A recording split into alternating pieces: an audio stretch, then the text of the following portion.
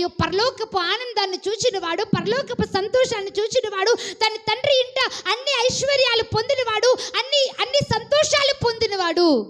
కానీ ఏం కావాలనుకుని వెళ్ళిపోయాడట?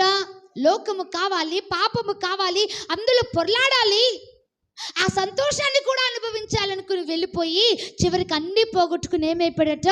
ఒక బికారిగా మారిపోయాడు. అందుకు తండ్రి అంటున్నాడు, వీడు చనిపోయి తిరిగి బ్రతికెను. తిరిగి రావటం వలన, మారు మనసు వలన తిరిగి రావటం వలన ఇప్పుడు ఏమయ్యాడనంటే బ్రతికిన వాడయ్యాడు. దేవునికి స్తోత్రం కలుగును గాక. హల్లెలూయా. అందుకే ఇప్పుడు షూలమితితో దేవుడు అంటున్నాడు, లెమ్ము రమ్ము. ఇప్పుడు పడిపోయిన వాడు తిరిగి లేచాడు. ఎప్పుడు అనంటే మారు మనసు పొందినప్పుడు. మారు మనసు పొందినప్పుడు తిరిగి లేచిన వాడిగా ఉన్నాడు. లేచిన వాడు మరలా అక్కడే ఉండిపోలేదు, కానీ మరలా తన తండ్రి ఇంటికి తిరిగి వచ్చాడు. దేవునికి స్తోత్రం కలుగును గాక. హల్లెలూయా.